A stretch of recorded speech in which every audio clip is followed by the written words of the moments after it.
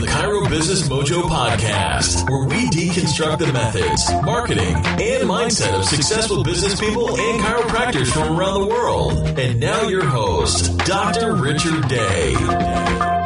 Hello, I am Dr. Richard Day, and this is the Cairo Business Mojo podcast. Great to be with you again today. Well, it is book review time again on the podcast. Now, I did this a while back. I talked about 11 books, actually, my top 11 books that I recommend. And as soon as I put that episode out, I realized I left off a very important book. It's a big book. It was a huge book. And then I never got back to it. I never came back and touched on it again until I was talking to a recent guest who named it among his favorite books, and I thought, I have got to go back and let's do a little mini review of this book. I think it has so much information, I can't cover all of it. It's a short book, but it is packed with information. I'm going to touch on some of the most important and relevant themes, and I recommend you really read this book and check it out for yourself. And the book is called The 4-Hour Work Week. The author is Tim Ferriss, and if you haven't heard of Tim Ferriss, he is a pretty interesting guy. He has a track record of doing entrepreneurial things well, and he has become an investor in things like Uber. Maybe you've heard of Uber. Facebook. Maybe you've heard of Facebook. He also won a Chinese kickboxing championship, which I think I'm going to talk about. That has an important lesson in there for you. And he is a workout and diet guru. He has done all kinds of things. He uses himself as a human guinea pig, is what he calls it, to test out ways of losing weight and working out to really maximize, actually. He's always looking for the hack, the shortcut, to really get you the most out of what it is you're trying to do. And I guess that's a good segue right into one of the main points of this book, and that is how to get more out of life. And especially with time, I've touched on it before, it's the one equalizing factor that we all have. I don't care who you are, we only have 24 hours in a day, so you have to make the most of them. What really blew my mind about 10 years ago when this book came out and when I read it, and by the way, I bought it because, first of all, it said the 4-hour work week. Who doesn't want to work 4 hours? And second of all, it had a picture of palm trees on the front and a hammock. So, hey, isn't that the dream? You know, we want to work less and make more and enjoy life more. And I thought, well, 4 hours a week, yeah, that seems like a kind of a scam, but I'll go ahead and buy this book and check it out. Turns out there's a story behind that. He tested that title against a bunch of other titles, and that was the one that got people's interest, really. And that's one of the first lessons in the book. One of the things that he really wants you to do is test things out. Now, his form of business is online. He started with an online supplement company, and he would do what's called A/B split testing. So he would have a web page that had one look and one, headline at the top, and then he would have a different idea and a different headline on the other one, and he would rotate back and forth between these two different approaches, and whichever one got the most interest, that's the one he would go with. And this is now a thing. You can go with companies if you're developing a product or a website, and the company does automatic A/B split testing for you so that you can refine and hone really your message and what your brand is and see what appeals to buyers the most.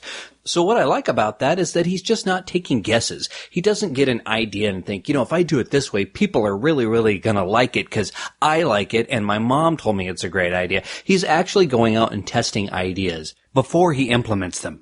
And I guess this is a good time to take a step back and say, this guy's not a chiropractor. Obviously, he has nothing to do with chiropractic, but he is a businessman. And I think there are some really good principles that he teaches in the book. And beyond that, really good philosophies that he lives his life by that are worth looking at and examining and maybe applying some to your life.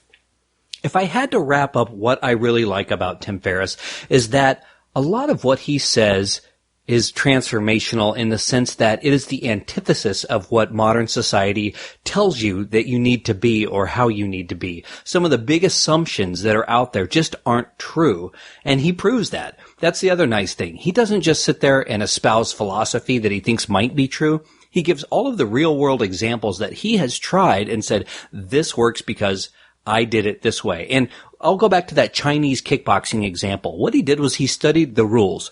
And he found a loophole, and that is someone instantly was disqualified the second they stepped any part of their body outside of this circle. So he was not a big guy, and he doesn't know a whole lot about kickboxing, but what he did is he started training and made his only focus to be able to push his opponent, any part of them, outside of this circle, and he would automatically win because the other person would be automatically disqualified.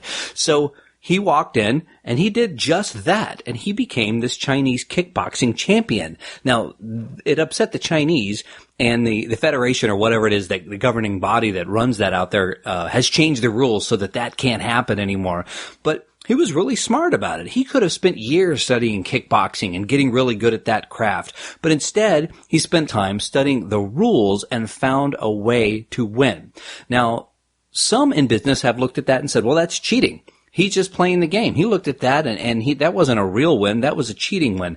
And I guess you could say that. But when you look at all kinds of things in life, there is a gray area. And rules are rules. They're made by the rule makers. And if you can find a way to go in and get more accomplished by really understanding those rules and applying the rules that you didn't create, but applying those rules and living by them and coming out with a win, I think that's huge. And there's obviously in, our industry, we don't want to cross a line. We don't want to cheat. It's different, but that fundamental lesson where you want to apply your concentrated effort and time to one or two specific things that really have a bigger impact overall so that you can get that win. I think that's a great philosophy. So he structures most of the framework for the book in something. It's an acronym, DEAL, D-E-A-L. So D, definition. You want to replace your self-defeating assumptions. I've covered that a lot in this podcast, but you want to tame your inner dialogue and replace it with something more positive. Elimination. Forget time management. And this is what I love. Turns out there's a lot in our lives that is unimportant. And I'll give you an example in my life. TV. I'd say 99% of what's on TV is unimportant. And when I talk to other folks, they talk to me about things like they're binging on Game of Thrones. Now, I've never watched it. I'm sure it's a great show, but it's ultimately unimportant in your life. And there are so many things like that. Social media, Facebook, unless you're really marketing your own business, you're reading a whole lot about what people had for dinner. Or what he does is he really partitions his life. He takes it down and says, for an hour once a week, I'm going to return email.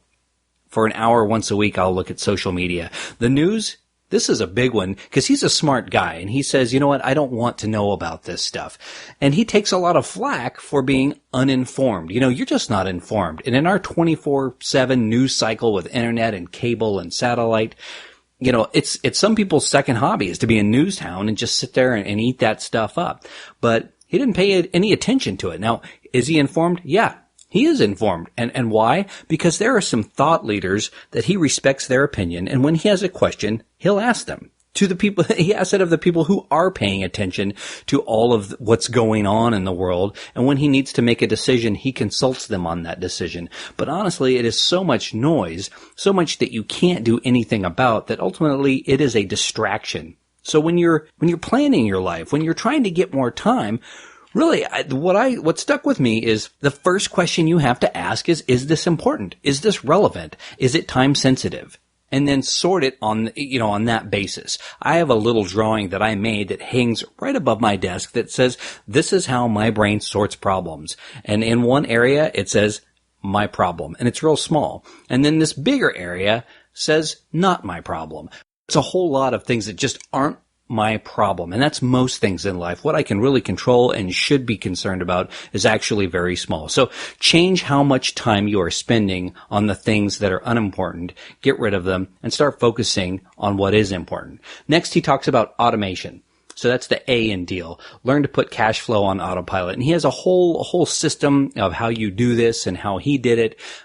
When you read the book today, it's all an online business, and a lot of it doesn't work the way it used to work. So much has changed in the last 10 years with Google and the internet that the way he built his businesses can't really be done the way he did it. So, that part, there's not a whole lot that is actionable, but certainly in our practices, as much of what we can automate, we should. And this is part of having good systems, really dialed in systems. And lastly is liberation. You create freedom from location. So this is hard if you are a practice owner and the practitioner inside that practice.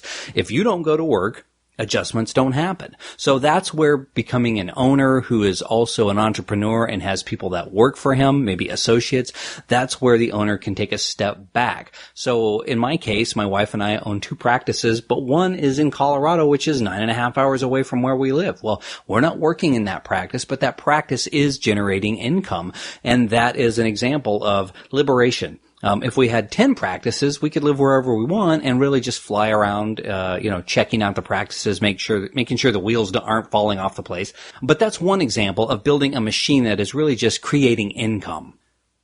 I want to touch on a few other things he talks about. He says less is not laziness, and that our culture tends to reward personal sacrifice over personal effectiveness.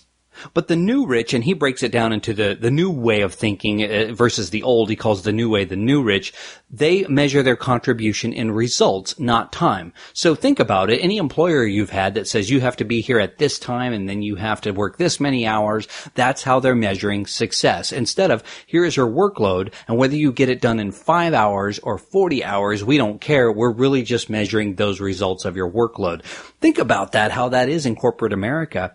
I would say most of corporate America doesn't function by that model. They really just look at the hours. But is that hourly measurement, is that the best indicator of performance? I would say not.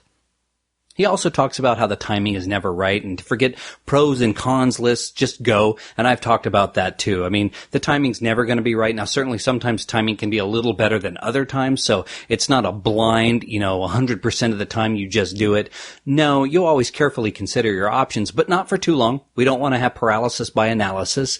And if it's a dumb thing, you move on to the next one. It's failing forward or fast failing. You just want to get past that bad idea to the next good idea. But the idea is that you're doing something and you're doing it now. And this one we've all heard too. This one is asking for forgiveness, not permission.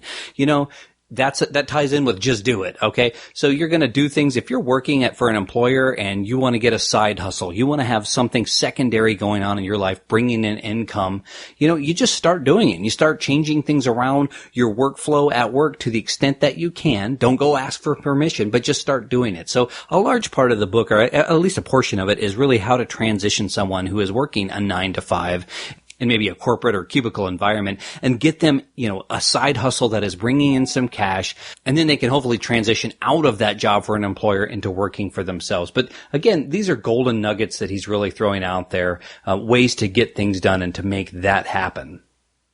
From there, he goes on and talks about how to create a 6-month and a 12-month timeline that he calls a dream line, and he includes a worksheet to help you get through that and figure out where you want to go. It's real useful. It's a different way of looking at things, but I found it very useful. And then he goes into other things that you've probably heard before. I've talked about them. That's the 80-20 rule. You're going to look at what's going on in your practice, for example. What 20% of things in your practice are causing 80% of the problems, and you get rid of those. That could be problem patients. That could be problem employees, problem systems. What 20% of sources are resulting in 80% of your desired outcomes and happiness. And you flip it. So that's what you're going to focus on, right? And going into any job, but especially our practices, since that's what we do, go in and look at it with that mindset. I've talked about it before. It's not new, but it is certainly important. Avoid time wasters. This is another one. You might have friends, you might love them dearly, but they might be big time vampires. And you have to eliminate those sources of things that take your time from you. That can be email. That can be all kinds of things. A chatty coworker. I mean, it's fun to engage in conversation and things like that. But really, when we all have the same amount of time and we want to get somewhere in life, you have to start cutting down on those time wasters. And the rest of the book goes on to take you through how you can set up your own business. Like I said, a lot of it doesn't really translate to today's internet environment because so much has changed in the 10 years since the book came out. But there are great lessons throughout, and Tim does a great podcast. I highly recommend you check that out. It is really with national superstars, Seth Godin, authors, there's movie directors, there are movie stars, there's Silicon Valley entrepreneurs. I mean, a lot of different folks. It's always interesting who he gets on there, but he really does try to tease out what makes them tick, what makes that particular person so successful. He's just an interesting guy, and I enjoy his perspective, and he's written a couple of things. He's got the 4-Hour Chef, the 4 24-hour workout. So he's taken this theme of really getting the most out of what it is you're trying to do in the least amount of time to a couple of different places. And he does all of these, like I said, he does everything himself. If it's a diet book he wrote, he's done the diet, and he talks about everything that he did and the weight loss results he had. If it's a workout book, it's the same.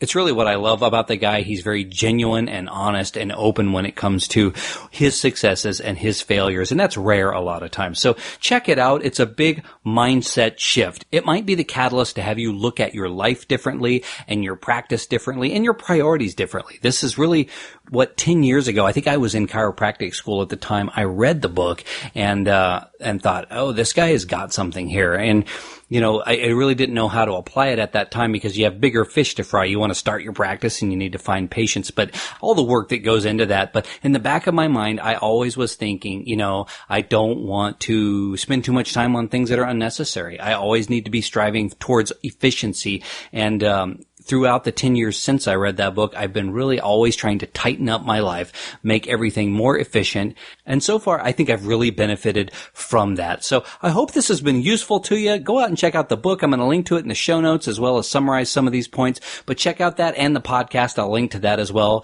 And once again, thanks so much. We'll talk to you next time. Thanks for listening to the Chiro Business Mojo podcast at www.chirobusinessmojo.com.